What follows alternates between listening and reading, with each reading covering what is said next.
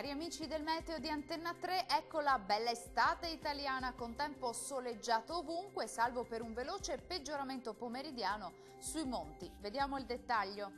Sul Veneto più nubi con rovesci e temporali sulle Alpi settentrionali del Bellunese e su quelle a nord del Vicentino. Prevale il tempo asciutto e il sole dominante sul resto dei settori. Vediamo anche le temperature, le massime sono attese tra i 25 e i 32 gradi, valori minimi tra 16 e 21 gradi circa. Andiamo ora a vedere che tempo farà sul Friuli Venezia Giulia. Tempo in prevalenza stabile e soleggiato anche qui sui settori pianeggianti, più nubi con locali rovesci e temporali pomeridiani sui settori alpini e prealpini.